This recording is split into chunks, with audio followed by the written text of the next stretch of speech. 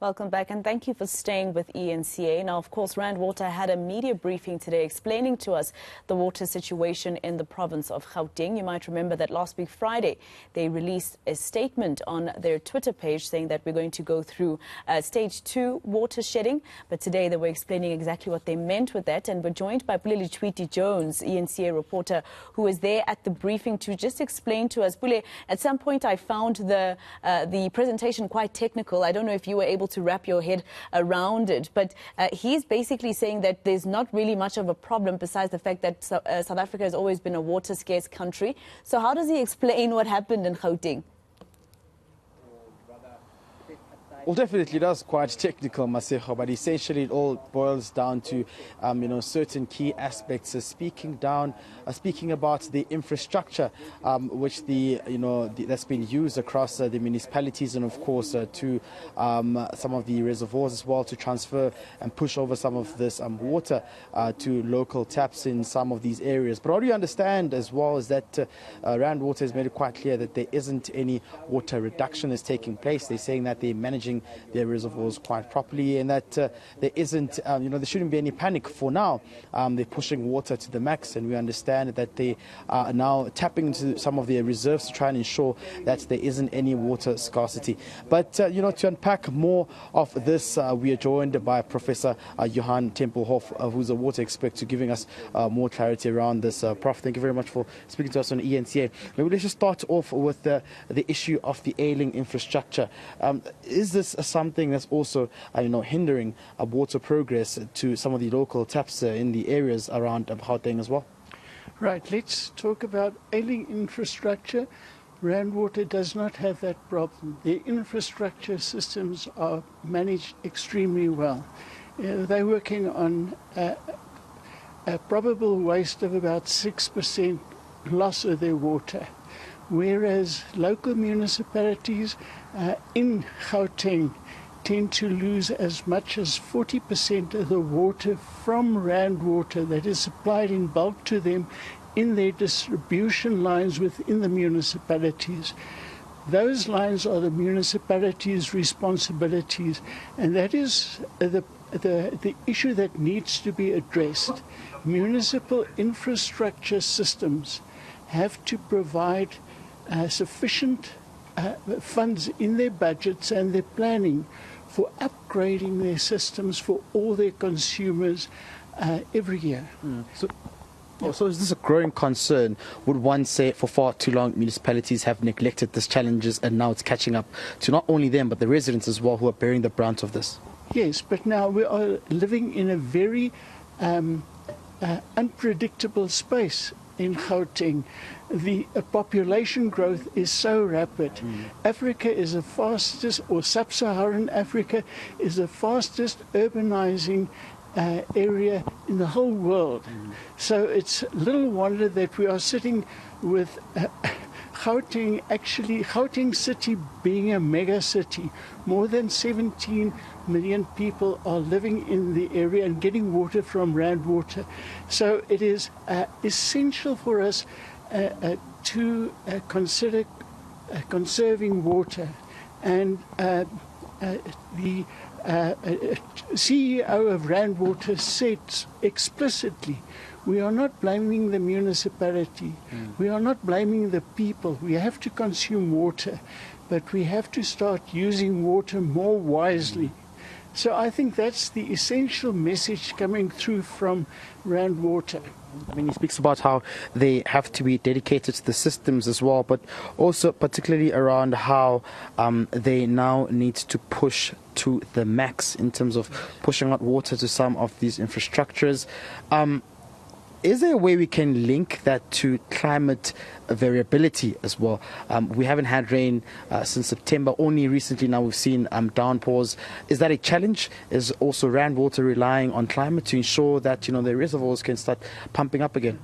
Rand Water is working on a set of statistics running back to 1911, and that's all been digitized. So when they start ringing the alarm bells, they are doing it based on the databases that they consume. And that's real live data they're getting in 24/7. So what they are doing is they are talking to us with their belts and braces on at the same time. They don't want to create a water disaster of a day zero, for example. That can happen.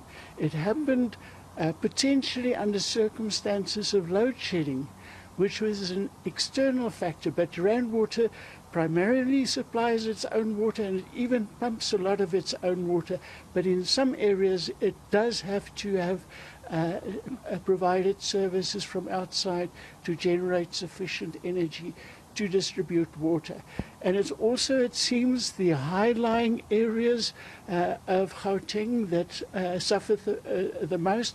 Residents in those areas don't always have proper water supplies because the systems can't reach them, whereas people in low-lying areas have gravity water passing on through them.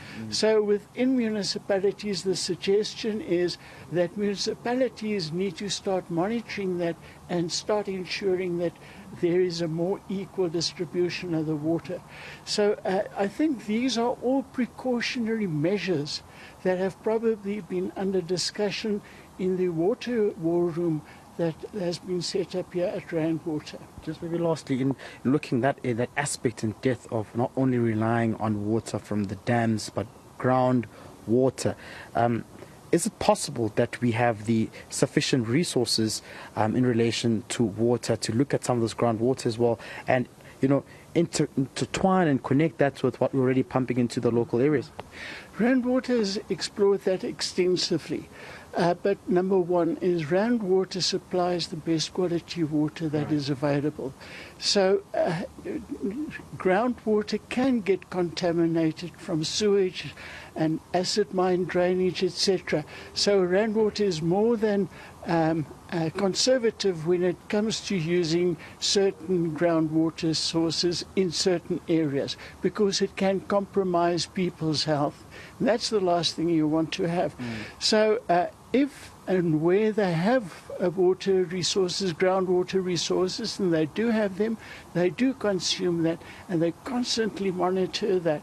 But we cannot just drill water boreholes all over and try and think that that will solve our problems. In domestic cases, that may happen, but then Rand Water is not responsible for that domestic water consumption. So it's a very edgy area to try and seek water, additional water resources. But if it is available, even beyond the boundaries of Rand Water, rest assured they would make use of those sources coming in, providing them with sufficient sources. Prof, I know I had said lastly, but I think it's very important that before you go, a person who's watching this understands what this means for them, their daily lives. Should there be any cause of panic right now, or residents should be calm to say that, we won't reach that boiling point whereby there is completely no water as well? Yeah. Well, I think we should consider looking in a smart and friendly way at it, saying we need to be water-wise. They were jokingly talking about uprooting all the kikuyu grass. That's a good start. We should start planting indigenous flowers and plants in our gardens. So 30% of our daily consumption in the heat wave period came from suburban irrigation systems of lawns and urban gardens. So that's really not being responsible. So it's not just the municipalities, it's not just Rand Water, it's all. The responsibility rests with us. Take a shorter shower and have a shower instead of a bath. Let it start with the individual. When you brush your teeth, close the tap after you've started brushing. Small things like that, we can start saving water.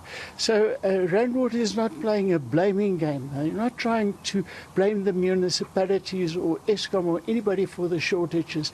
They are just interested in securing a very safe supply so that we don't have the disaster event of a day zero potentially coming up.